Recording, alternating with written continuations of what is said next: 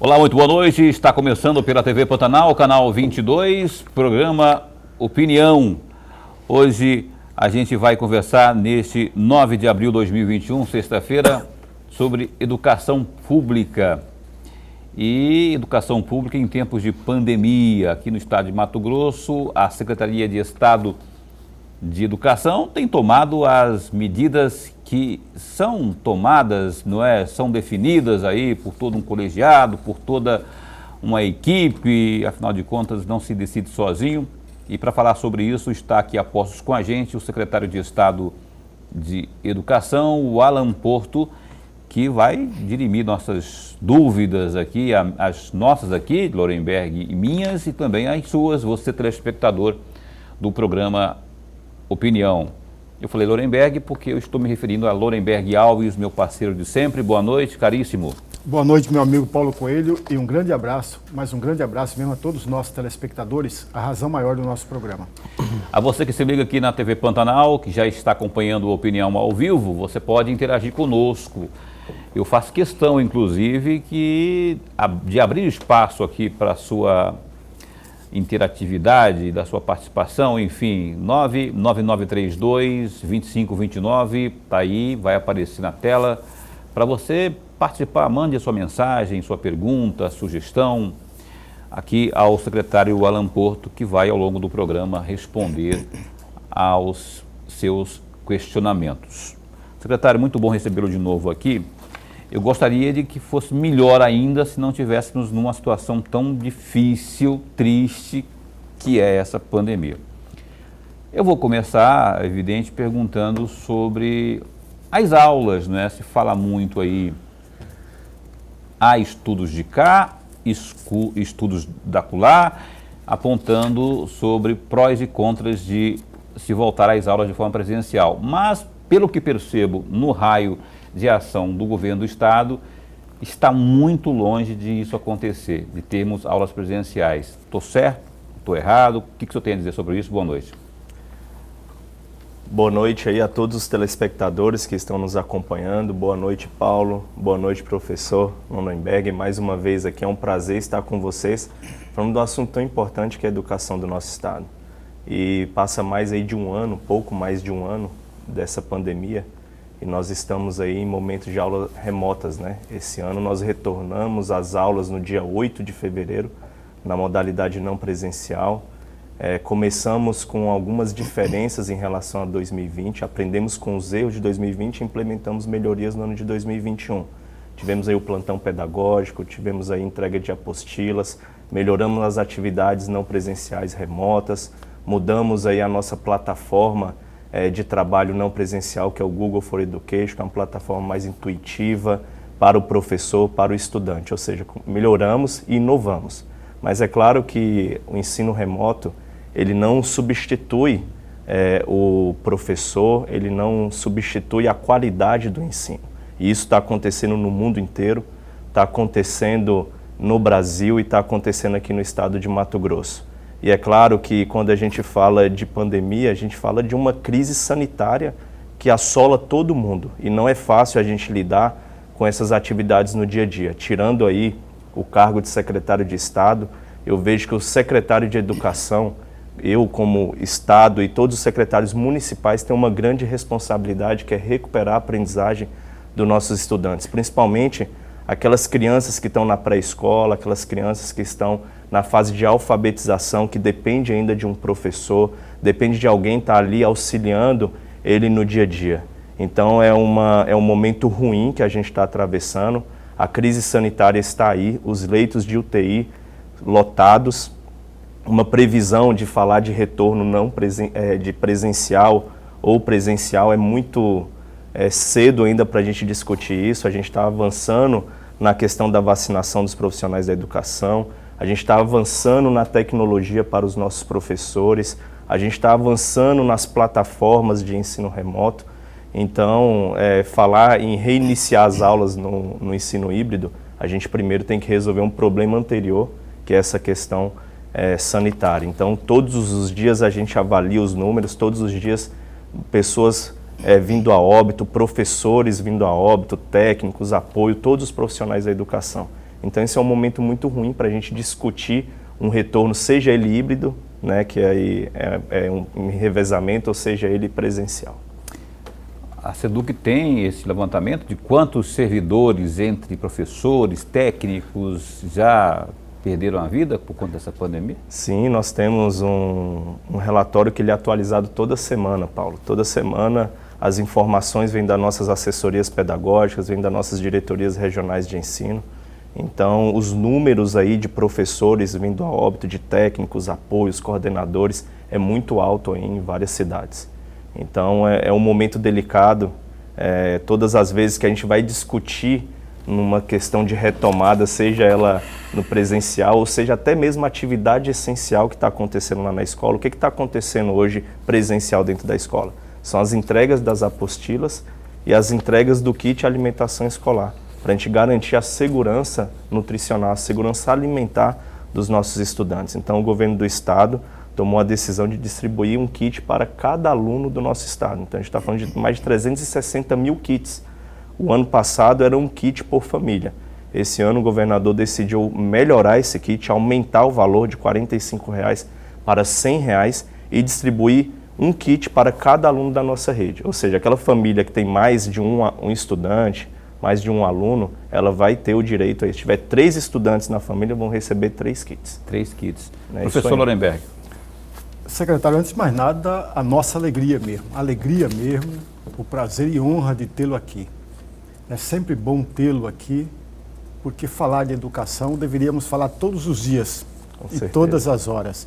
E o amigo telespectador, com certeza, já está ganhando com a presença do senhor. Eu vou aproveitar, secretário, para sair um pouco do roteiro da primeira questão.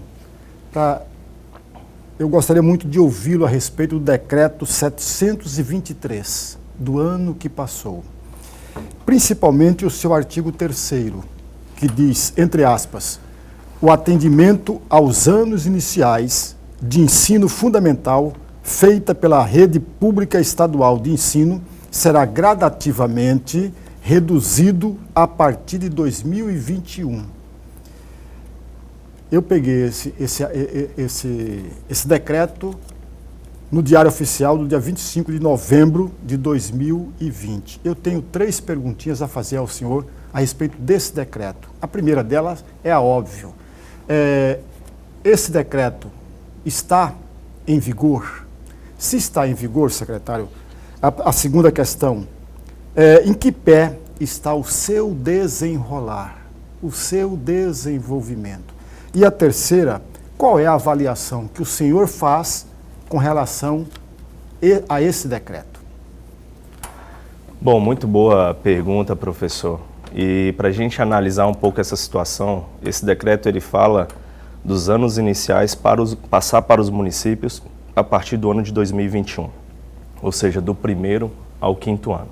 A partir desse ano 2021, o 1º ano já é de responsabilidade do município. Quando a gente fala de responsabilidade, professor, nós não estamos falando que está passando aquele aluno para a rede municipal ou para a rede estadual, porque não existe esse negócio. O aluno é do município. O aluno é do município, ele tem atendimento na rede municipal ou na rede estadual. O que nós estamos fazendo é apoiando todos os municípios, todos os secretários municipais, todos os prefeitos, apoio técnico e recurso financeiro para melhorar a infraestrutura adequada. Mas isso também não é um problema, porque a sua infraestrutura, existe espaços também que estão ociosos que o Estado está doando aquele espaço para o município. Como aconteceu em alguns municípios, como Nova Marilândia, Barra do Bugres. Teve a escola lá José Orives, que era uma escola grande dos anos iniciais, que o Estado doou. Um dos grandes objetivos nossos é alfabetizar essa criança na idade certa. Não lançamos, não colocamos aí para os municípios por conta dessa pandemia, mas vai ser um programa de alfabetização na idade certa, onde o Estado vai fomentar os municípios com recurso financeiro, com apoio técnico, ou seja, vai ter formação continuada, material didático, avaliação. Nós vamos trabalhar numa política de incentivos para essas unidades escolares, onde alcançar seus resultados, uma política muito similar ao que aconteceu em Sobral, no Ceará. Então, veja bem, quando o Estado ele publica um decreto desse, e ele coloca aí até 2027, que o primeiro ao quinto ano é os municípios que vão fazer o atendimento, nós não estamos pensando em simplesmente virar as costas para os municípios, muito pelo contrário, nós vamos apoiar financeiramente e tecnicamente, porque a gente entende que lá na ponta o município, onde tem um secretário municipal de educação, que tem uma excelente equipe, um prefeito que eu tenho certeza que ele está preocupado com a educação, ele vai dar o melhor dele para alcançar os objetivos, que é alfabetizar aquela criança na idade certa. Para quando ele ir para os anos finais e para o ensino médio, nós não temos problemas como acontece hoje. Nos anos finais, uma criança que não tem uma escrita boa, não tem uma leitura boa, não sabe fazer uma conta aritmética simples, e isso vai levando um agravamento pior no ensino médio. Chega na graduação, tem que fazer uma reciclagem daquele jovem para ele conseguir acompanhar a sua graduação. Então, assim, isso é muito sério. E a gente percebe que com isso gera uma desmotivação, aquela criança, aquele jovem, ele vai evadindo o ensino médio e ele abandona.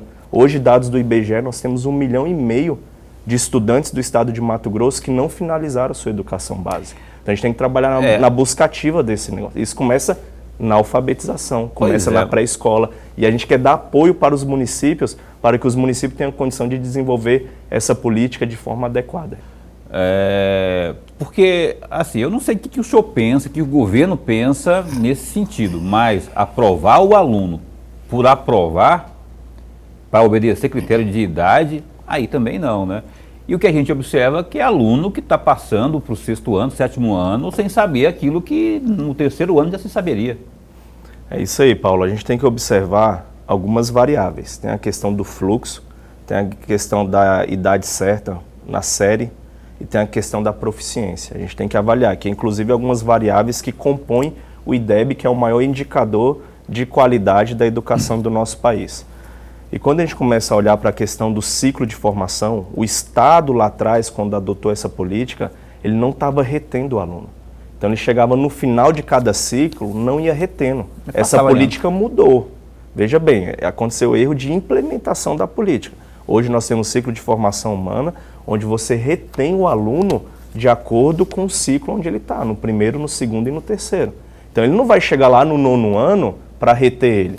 Ele vai chegar lá no 3º ano. No 3º ano, ele não está sabendo ler, não está sabendo escrever, ele vai ficar retido. Então, já existe essa retenção, tá? Hoje o aluno não passa. É claro que é um processo de inovação, um processo de melhoria. É mais tolerante, né? É mais tolerante para passar, não é? Quer dizer, tem-se uma paciência maior, uma dedicação maior, no sentido, você não sabe, vamos fazer com que se saiba. Sim. Ao invés de você... A intenção não é reprovar, a intenção é que o aluno provocar ele a pensar, provocar ele, né, sair fora daquela ideia de só decorar, eu tenho que fazer aquela coisa decorada de matemática, de português. Não, ele tem que provocar ele a pensar. Inverter o lado da coisa, né?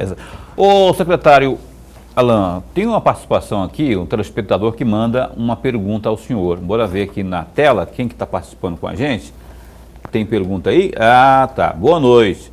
Sobre a entrevista com o secretário Alain Porto, gostaria de fazer uma pergunta com relação aí à convocação dos pedagogos de Cuiabá.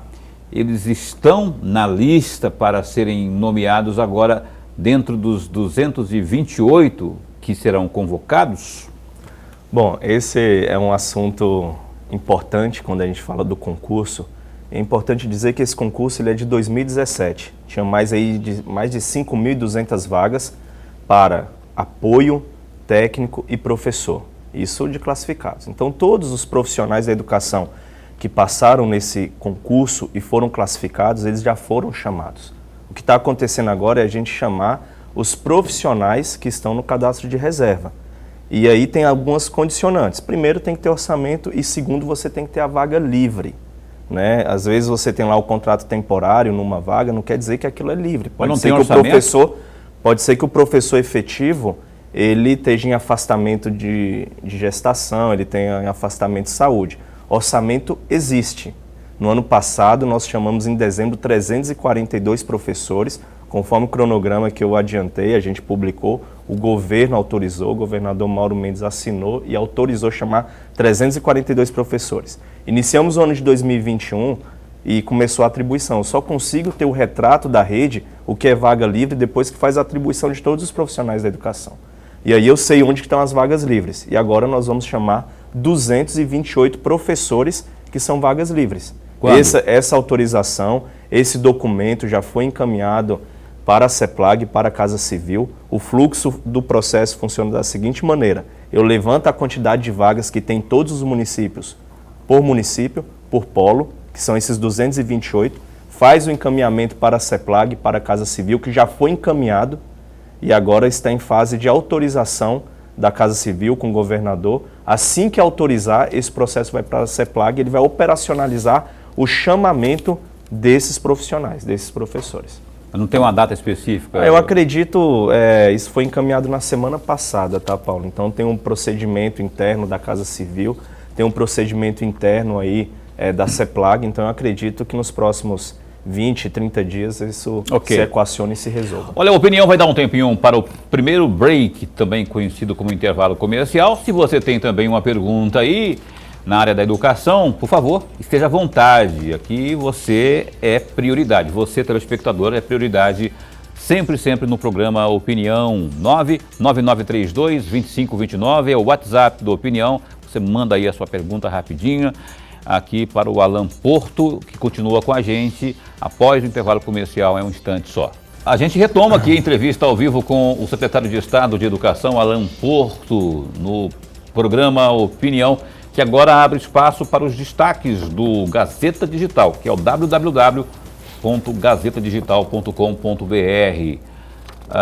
Esse é o primeiro? Não, porque o primeiro é esse aqui, ó. Covid-19 mata bebê e outras 83 pessoas em 24 horas no estado. Nas últimas 24 horas, a Secretaria de Estado de Saúde, a SES, notificou 84 mortes pela Covid-19, sendo que um dos óbitos foi de uma bebê de menos de 1 ano de idade na cidade de Colniza.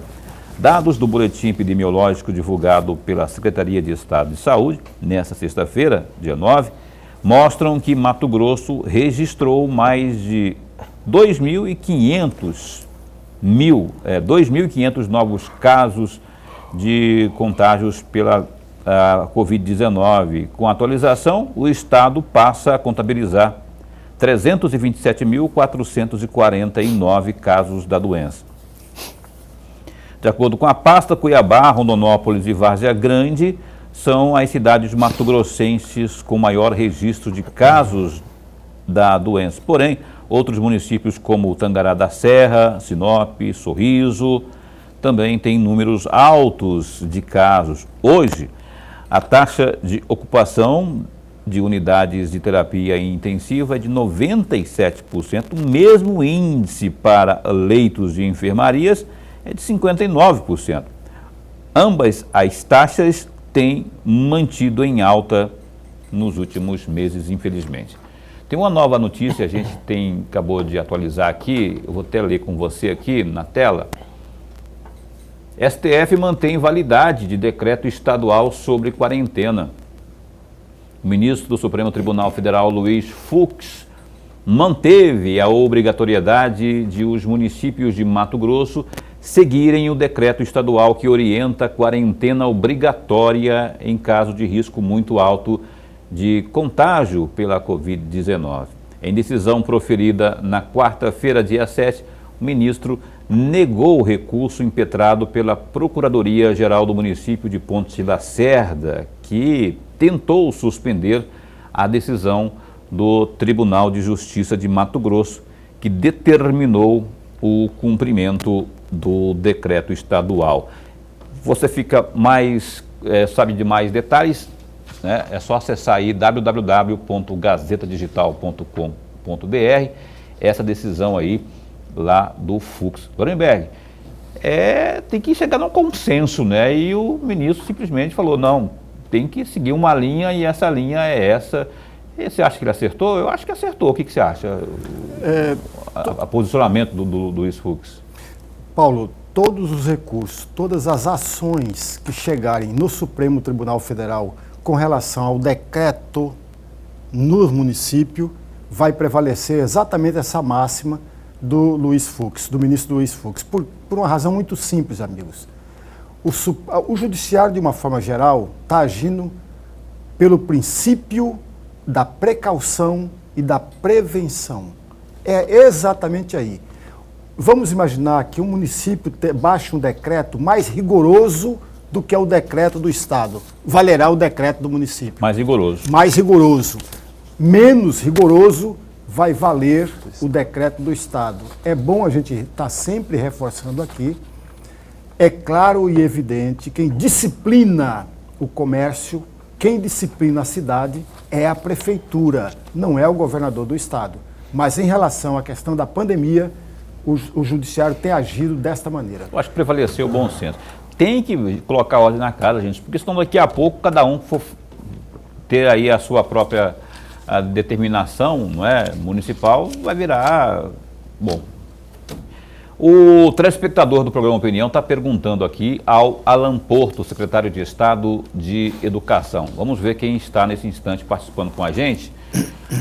Boa noite. A rede privada voltando na forma híbrida semana que vem. Por que na rede pública estadual isso não pode ocorrer? Eu lembro que alguns professores que lecionam no Estado também lecionam na rede privada. Importante lembrar que as escolas receberam recursos via PDE e PDDE para receber os discentes com as medidas de biossegurança.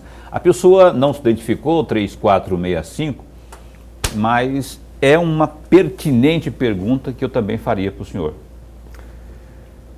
Não tenho dúvida. Veja bem, a rede privada da rede pública, ela é diferente. Primeiro, a rede pública, nós temos aí transporte escolar. Hoje nós temos 731 escolas no estado de Mato Grosso e 30% dessas escolas são indígenas, escolas do campo. Então tem várias variáveis totalmente diferentes em relação à escola privada. Por exemplo, eu tenho uma decisão do Ministério Público Federal que na comunidade etnia Chavante não autorizou o início das aulas. Por mais que o Estado está fazendo a parte dele, os profissionais da educação também estão fazendo a parte dele, as escolas, os diretores, toda a comunidade escolar. O Estado repassou aí mais de 7 milhões para as escolas trabalharem na internet, ou seja, tem um link no mínimo de 200 megas, trabalhar toda a parte de infraestrutura da rede das unidades escolares. Foi mandado recurso para todas as unidades comprarem álcool em gel, máscara, tapete, fazer a parte de comunicação visual da escola, trabalhar com materiais de fazer sanitização, ou seja, todas as escolas já receberam esse repasse, a maioria delas estão praticamente 100% preparadas, mas existe um problema grande dessa questão da disseminação do vírus, né? Então, quando você trabalha no ensino híbrido, você tem que ter o aluno seu lá com acesso à internet. Você tem que ter lá o professor com acesso à internet. A maioria dos alunos, dos estudantes que estão na rede privada, a maioria deles tem um acesso à internet, ele tem um device, ele tem lá o computador, ele tem um celular, ele tem um tablet. A escola tem lá a sua internet, tem o seu computador. Então tem que ser, as duas vias têm que estar conectadas. 45% dos nossos estudantes, isso não é um problema de Mato Grosso, é um problema do Brasil. Se a gente pegar São Paulo, que tem uma estrutura tecnológica bem melhor, de ponta, né, no Brasil, tem problema de acesso à internet dos alunos, dos estudantes, das famílias.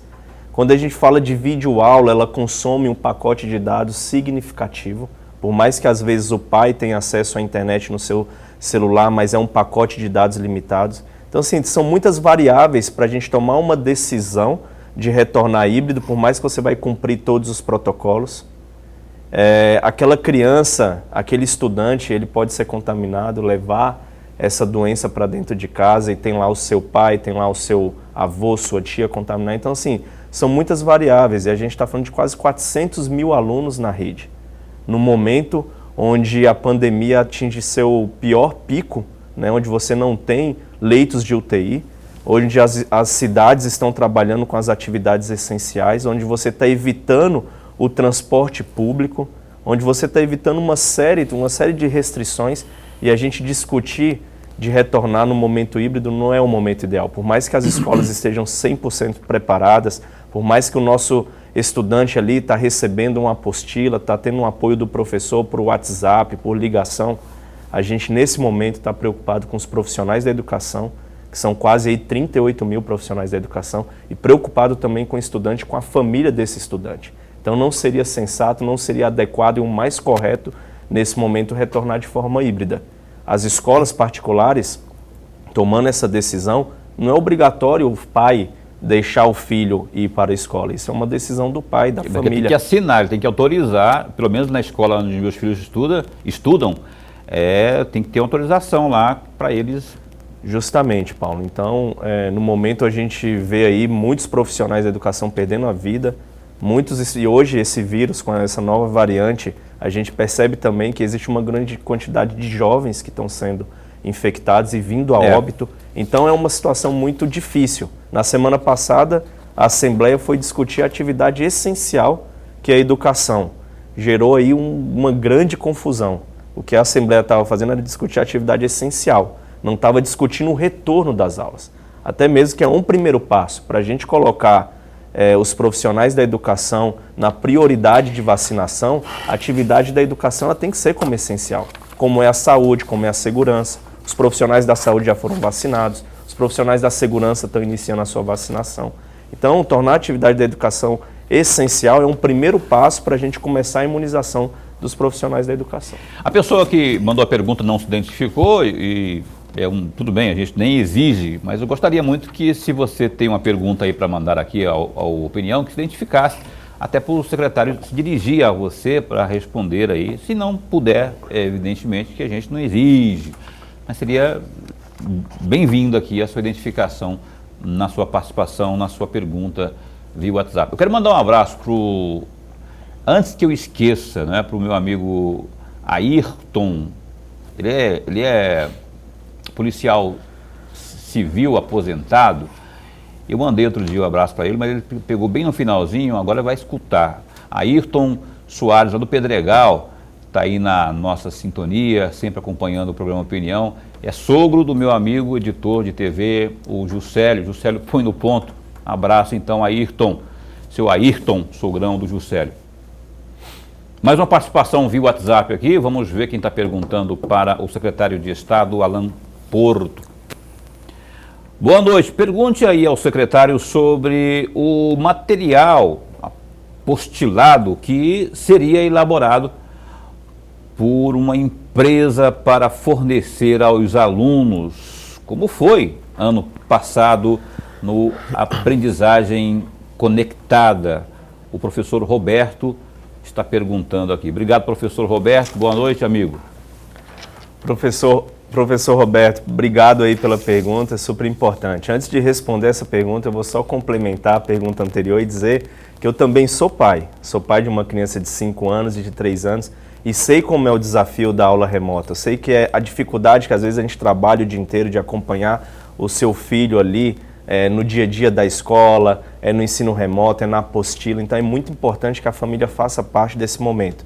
O que a gente pede é um pouco de paciência para a gente atravessar toda essa pandemia, todas essas dificuldades aí juntos, que logo, logo a gente vai ter um ambiente seguro para retornar às aulas e aí recuperar a aprendizagem desses 1 ano aí que foi perdido com essa pandemia. Bom, respondendo à pergunta aí do professor Roberto, existe sim as apostilas, como nós falamos, as escolas estão distribuindo essa apostila.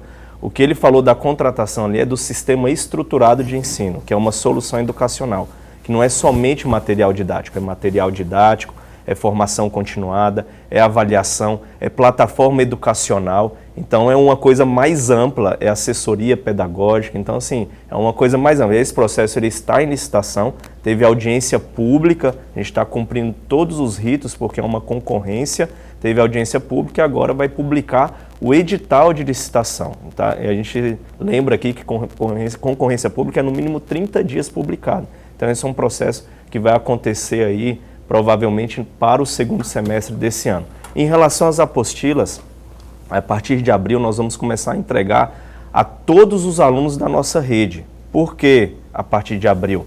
porque nós estamos finalizando o ano letivo de 2020. Nós estamos finalizando o 4º bimestre e agora, a partir do dia 20 de abril, nós, com o primeiro bimestre de 2021, nós vamos entregar a apostila tanto para o ensino fundamental quanto para o ensino médio. Não sei se essa pergunta que o professor fez é em relação a essas apostilas, tá? Então, já adianto aqui que a partir do dia 20 de abril, essa foi uma licitação que a SEDUC fez somente de impressão de material, porque a gente sabe a dificuldade lá da escola com impressão, comprar toner, o próprio aluno também, né? Fazer impressão, entregar aquela apostila. O que o Estado fez? Fez uma licitação somente de gráfica, com a impressão aí de 400 mil apostilas por bimestre. Então essas apostilas já começam a ser entregues aí a partir do dia 20, tanto para o ensino fundamental quanto para o ensino médio. Lembrando que é do primeiro bimestre de 2021 que nós estamos no ano contínuo. Dia 20 agora. Agora. 20 agora.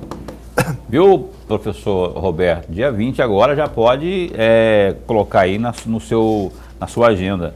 Aliás, minha opinião é que nada substitui o professor.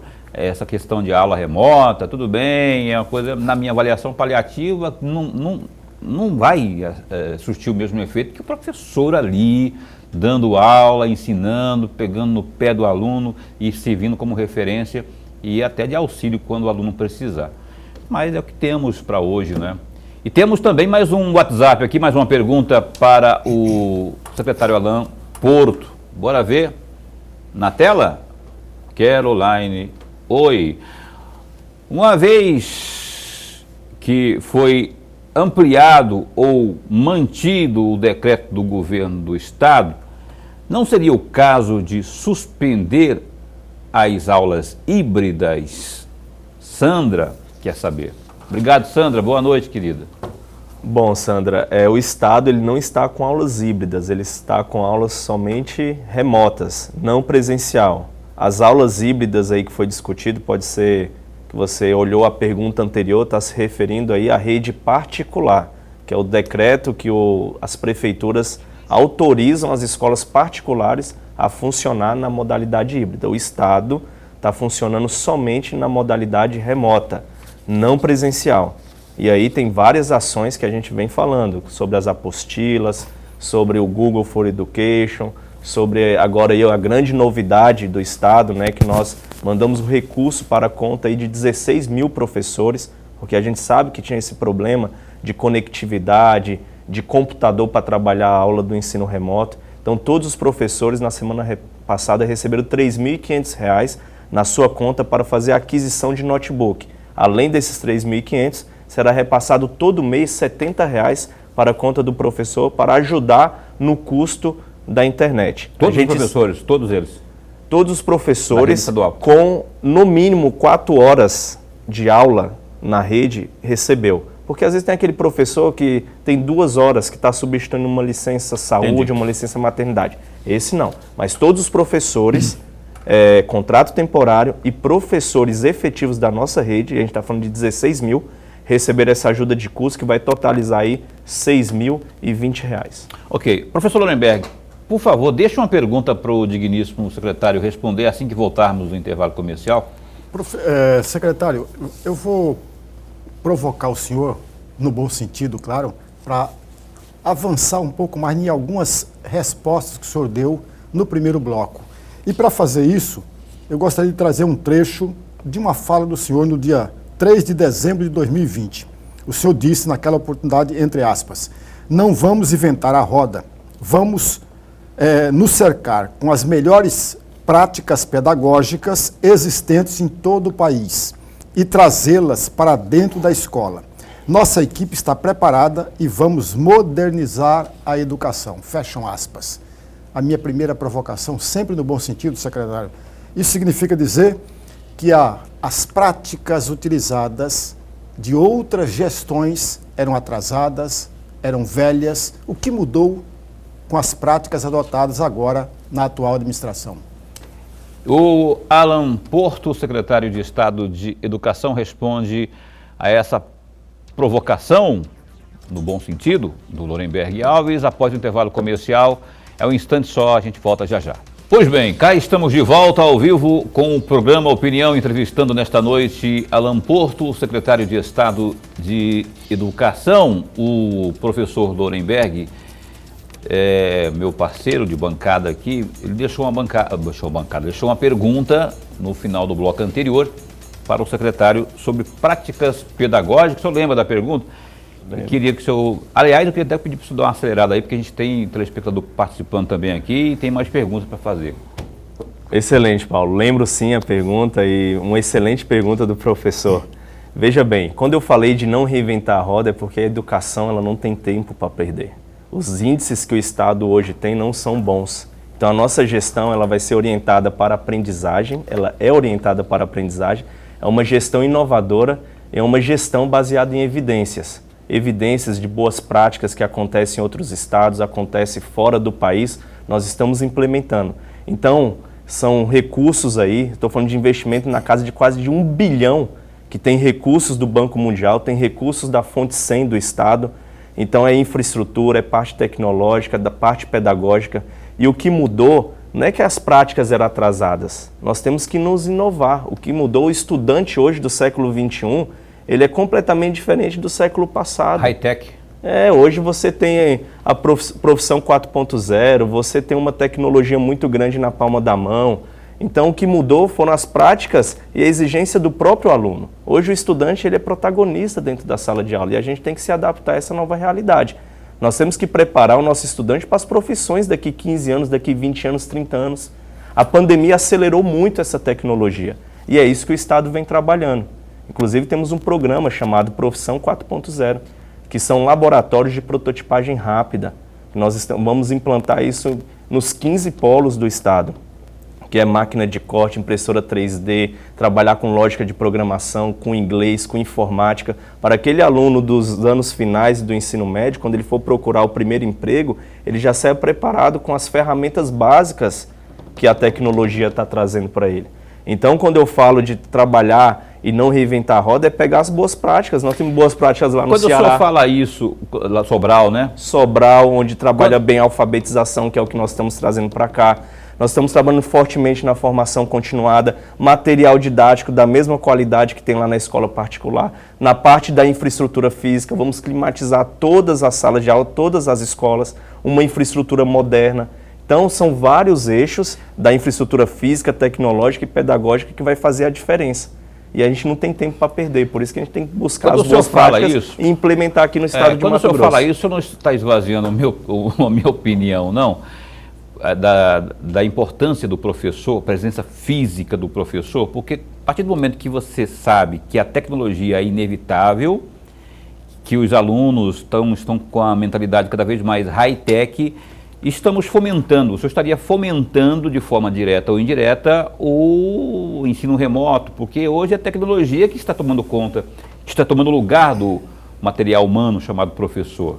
Não é isso que eu falei, Paulo. Não, eu estou só... a tecnologia... Como diria Lorenberg, eu estou provocando aqui. A tecnologia ela é sempre bem-vinda e ela não vai substituir a presença do professor.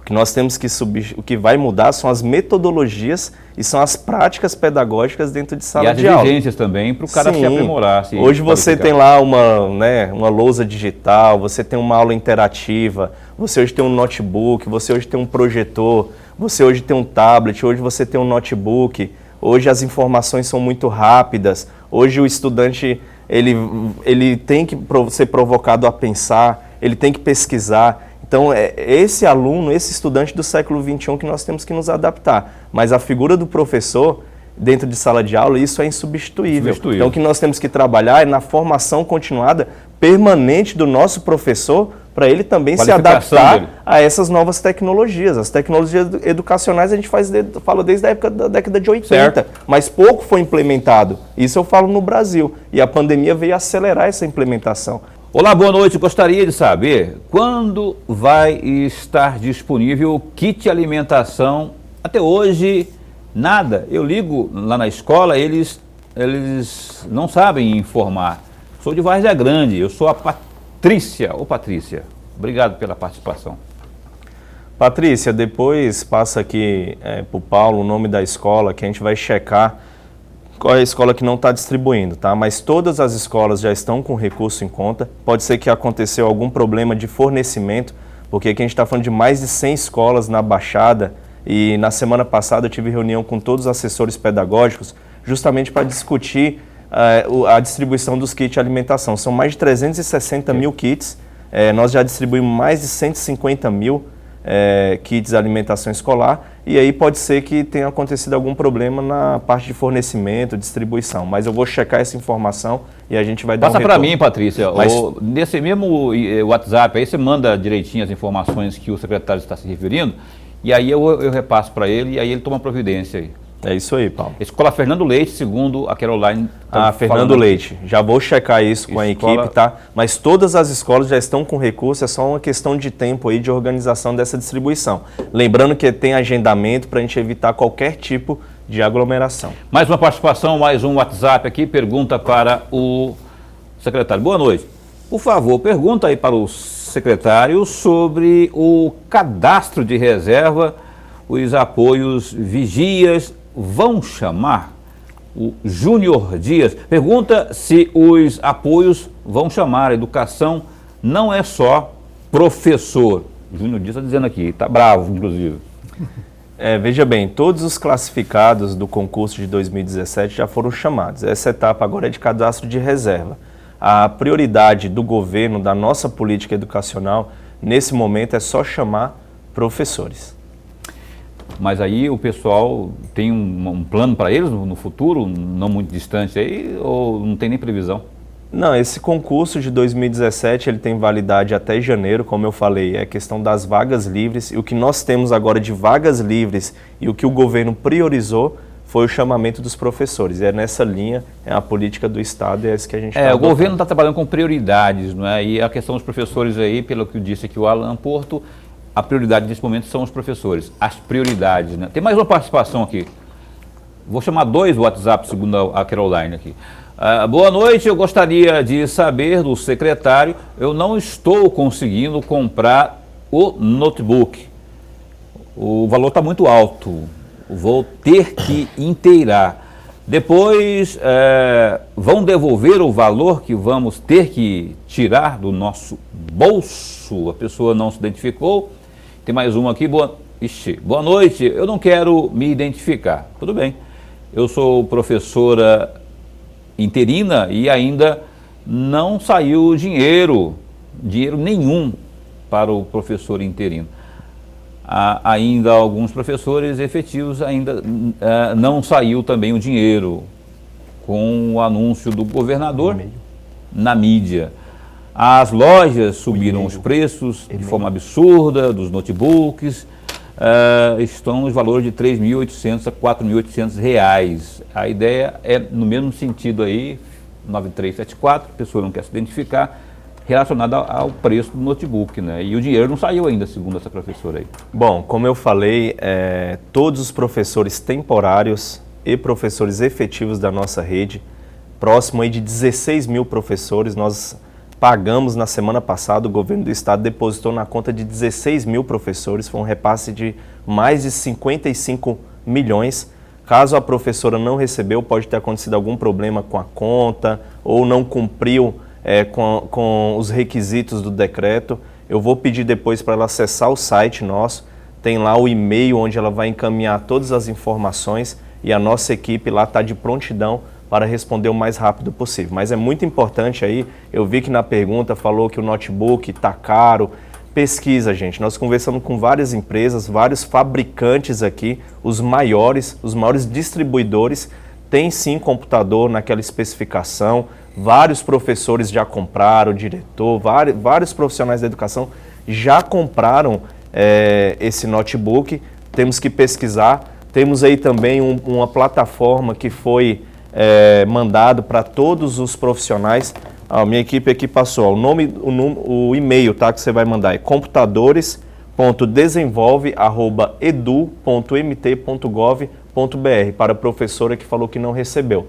Então, em relação Você pode repetir aí, por favor, porque é muito rápido. computadores.desenvolve@edu.mt.gov.br. Essas dúvidas em relação a valor, em relação ao do professor que não recebeu o recurso, pode encaminhar nesse e-mail. A nossa equipe de gestão de pessoas tem respondido no mesmo dia todas as informações. Mas é importante você ir lá nas redes sociais da SEDUC, ir lá no site da SEDUC, tem toda a orientação de como comprar esse notebook, tem as sugestões de onde vai achar com essa configuração. Tenho certeza que pesquisando aí você vai achar uma boa máquina. Qual que é o site da SEDUC? www.seducmt? seduc.mt.gov.br www.seduc.mt.gov.br. Entra lá, dá uma vasculhadinha ali, tem ali à direita, à esquerda, no topo, embaixo? Não, na hora que eu já acessa lá o site, já tem um link que você já clica lá. Ótimo. E já vai ter todas as informações. Um encaminhamento, né? Sim. Passo a passo. Então tá aí a dica aí, entrar no site da SEDUC para você se orientar sobre essa compra do notebook. Tomara que você consiga comprar. Professor. Secretário, eu vou trazer mais uma provocação, e sempre no bom sentido, secretário. Por falar em escola, tem a escola lá de Cáceres, professor Natalino Ferreira Mendes, que o governo, no primeiro momento, pensou em trocar o nome, substituir por um outro, que é exatamente o do militar, Davi Manuel de Campos. A pressão veio de todos os lados, sobretudo da comunidade de Cáceres e principalmente dos alunos da escola. O governo voltou atrás, mudou o decreto anterior e acrescentou, manteve o nome do Davi Manuel, mas deixou também o do professor Natalino. E aí eu tenho duas perguntinhas, secretário. A primeira, na opinião do senhor, o governo do estado não errou em tentar mudar o nome da escola? Essa é a primeira pergunta. A segunda pergunta, secretário, o governo também não continua errando quando mantém-se dois nomes para uma mesma escola, uma vez que a comunidade, que a cidade toda conhece a escola por um único nome, o professor Natalino? Boa pergunta. É uma escola lá em Cáceres, que é uma escola que vai ter uma gestão agora da Polícia Militar. E veja bem, sempre que eu falo na minha equipe, sempre quando eu falo com os professores, com toda a comunidade escolar, a gente não tem compromisso com erro. E é claro que a comunidade escolar ela tem que ser ouvida, ela é ouvida. Então nós temos uma lei de criação da escola militar e a lei de transformação. Quando a gente fala em transformação, a gente mantém o nome da unidade. Então aquela unidade lá, ela foi transformada, ela não foi criada. Então, aqueles alunos que estavam dentro daquela unidade, eles tiveram a oportunidade de continuar e não passar por um concurso, não passar por um processo seletivo, no caso que é uma criação de uma unidade escolar. Então, a gente escutou, ouviu, foi publicado esse decreto e aí houve reunião com a comunidade escolar, não achou a melhor alternativa, nós revogamos o decreto, o governo revogou e publicou um novo decreto mantendo o nome da unidade. E lá na lei, quando você cria a unidade Tiradentes, você tem que colocar também o nome do oficial que é escolhido pela própria unidade da Polícia Militar. Nós fizemos isso, teve todas as reuniões com a comunidade escolar, equacionou, né, atendeu aí todos os pedidos e a vida que segue. Então, isso que nós conversamos e passamos todas as orientações. E vou repetir, a gente não tem compromisso com erro. Se errar, a gente volta atrás. Tá certo. Eu quero mandar um abraço para o Juninho Power, meu amigo que é jornalista também, não é? Assessor parlamentar lá na Assembleia, está aí na audiência. Obrigado, Juninho. E um abraço também para o meu amigo J. Gomes. J. Gomes, jornalista, trabalhou muito tempo aí com o Roberto França lá no Resumo do Dia, radialista, um dos melhores que temos por aqui, está aí na sintonia, na audiência, né? Conosco também nessa noite aqui, J. Gomes e o Juninho. Ô secretário, tem uma discussão lá para encerrar aqui o programa, porque já me disseram aqui que eu tenho 3 minutos. Aí seria 1 minuto e meio para o senhor responder. Lá na Assembleia a discussão é sobre vacinação para os professores. O seu xará, Allan Kardec, junto com a Janaína Riva, estão com esse projeto lá, tornando obrigatória essa vacinação. 1 minuto e meio aí que o senhor discorrer sobre esse assunto. Veja bem, o plano de imunização, ele vem do Ministério da Saúde. O governador Mauro Mendes, ele assinou na semana passada um ofício em conjunto aí com mais 9 estados da Amazônia Legal, priorizando as atividades aí da segurança pública e da Educação. Encaminhou, fez esse encaminhamento lá. O Ministério da Saúde só autorizou, neste momento, vacinar as forças de segurança. Eu acredito que o próximo passo agora será, sim, os profissionais da educação. Tenho dialogado, tenho conversado com o governador Mauro Mendes, com o vice-governador Otaviano Pivetta. Eles têm aí muito focados nessa ação para tentar priorizar o mais rápido possível. Mas vale lembrar aqui, a política de imunização é do governo federal, as vacinas são fornecidas por eles, o governo do estado faz a parte da logística e distribuição e os municípios fazem aí a vacinação. Então a gente está seguindo todo o rito do governo federal, nós não podemos fazer diferente disso. Mas não tenha dúvida que o nosso papel de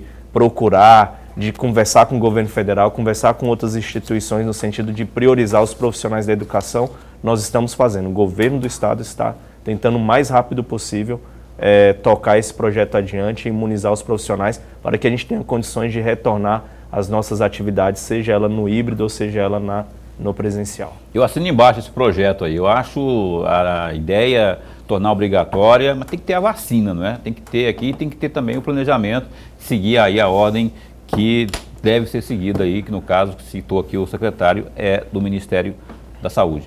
Ô Alan Porto, muito obrigado, secretário de Estado. Não temos mais tempo para nada, não é? Tem que encerrar o programa. Secretário de Estado de Educação, Alan Porto, muito obrigado por ter vindo. Muito boa conversa, explanação, respondendo a muitos questionamentos. Obrigado. Paulo, obrigado, professor. E agradecer a todos os telespectadores que acompanharam a gente aqui, mandaram suas perguntas. O que não deu para responder, a equipe depois passa para nós, a gente vai ter o maior prazer. E eu estou aqui sempre aberto ao convite, Paulo, professor, para estar participando, falando de um assunto tão importante que é a educação do nosso estado. Boa noite a todos, bom final de semana e, pessoal, se cuidem. A pandemia está aí ainda, vamos cuidar dos nossos professores, dos profissionais da educação, dos nossos familiares, porque essa pandemia não é brincadeira. Valeu, é isso aí. Eu assino embaixo o que disse aqui, tem que se cuidar, amigo, tem que se cuidar, independente de decreto, se cuida, evite aí aglomeração, evite essas situações aí que vão trazer dor de cabeça, para dizer o mínimo, para dentro da sua casa. Mandar um abraço para a Andréia também, assessora de comunicação ali, que nos deu também uma força aí nessa pauta. E Lorenberg, até segunda-feira, meu caro. Até segunda e bom final de semana a todos nós. Com cuidados, parcimônia, viu? Segunda-feira, Ozenira Félix, secretária municipal de saúde de Cuiabá, será a nossa entrevistada aqui. Muito assunto, vacina e tudo mais. A gente conversa com Ozenira Félix, segunda-feira às 7h30 da noite, no programa Opinião. É isso, até lá. Bom fim de semana, fica bem, fica com Deus também.